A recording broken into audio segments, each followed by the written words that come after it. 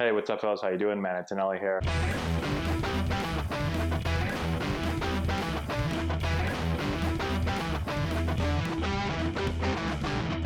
Hey, what's up, guys? How we doing, man? Antonelli here. Today we're talking about how to field the ground ball, keeping it very, very simple. We've made tons of videos in the past about everything you can know about fielding ground balls, so definitely go and check those out. But today, let's just keep it simple. Let's say you're a younger player. Here are some easy things to keep in mind, all right, to help you field the ground ball. Okay, first thing is when the ball's hit, I want to get to the right part of the ball, all right? So the ball's hit, my first step should be to get to the right part of the ball. I want to get the ball on my left ear is what we tell our players. The reason we do this is because every infield position, we got to throw the ball left. So I want to get my body to the right part of the ball so that now I can work back through the ball, cutting down the distance to first base, getting in good direction so that I can make the throw, okay? So I've got to get to the right. I've got to use my feet, okay? I want to play the ball. I don't want the ball to play me, okay? So it's my job to pick out a good hop.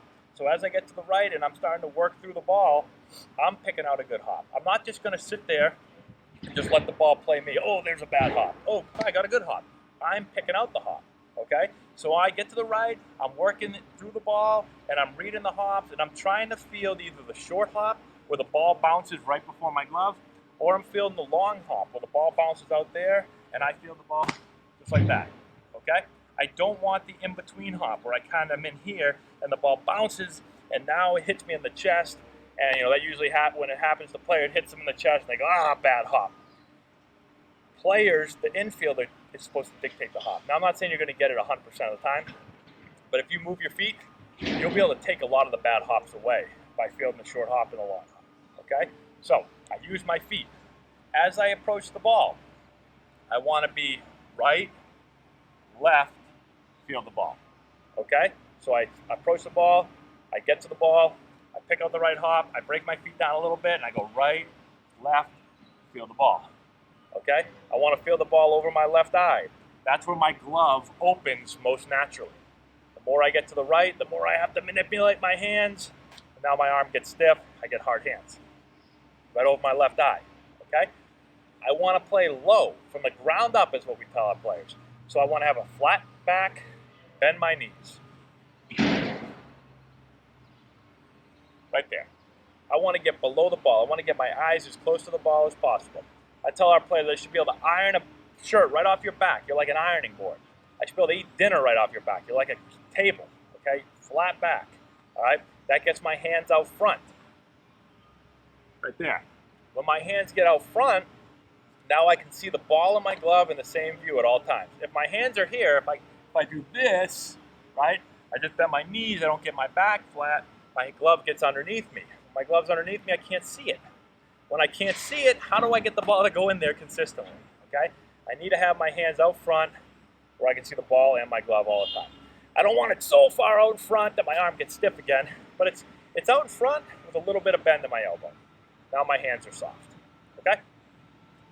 I want to have my throwing hand or my control hand right here. So I'm just off center. I'm not here because then I'm going to get hit in the fingers.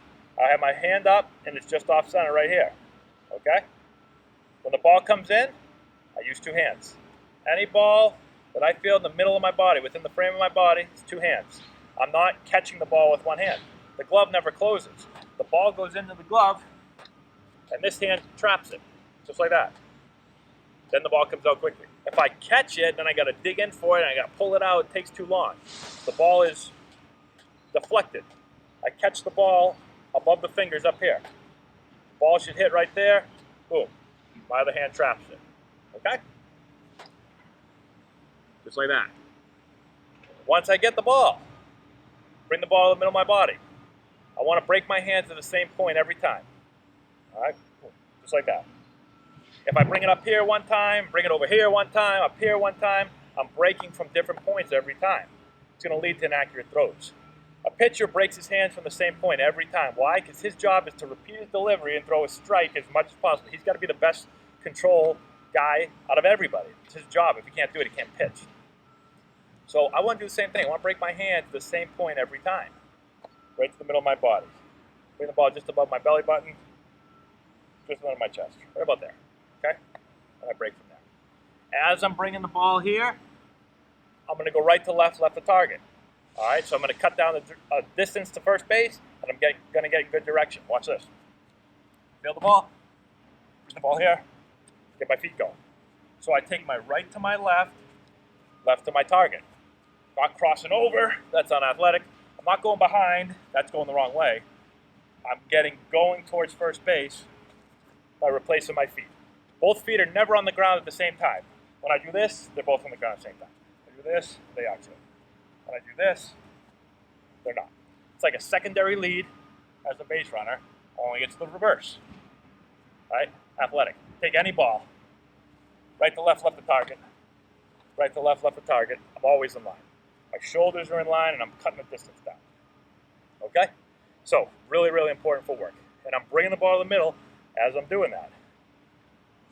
So it's coming up here as I'm doing that, and then I'm braking. So when I land, I'm ready to throw. Okay? I'm athletic. My shoulders locked onto my target. When I take the ball out, as an infielder, thumb under, fingers on top. I don't want the ball to go down low. I want to have a quick arm action. Small arm circle. Got to get the ball out quickly. All right? So we tell our players, if I'm standing in water, right? So there's water, let's say up to my waist, my belly button. I don't want the ball to get wet. So I don't want to take the ball out and go like this. I want to take the ball out and do that. So to cross my chest, I don't want the ball to get wet. All right? It's going to get the ball out of my hand quicker. All right? So long arm action. Pitchers, outfielders, you see longer arm action. Infielders, short arm action. Catchers, really short arm action. Okay? So the circle is smaller the quicker I got to get the ball out. If I have time, I can get a longer arm action.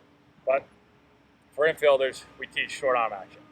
Cross the chest, up and throw. Okay? Release the ball, follow my throw. Got it?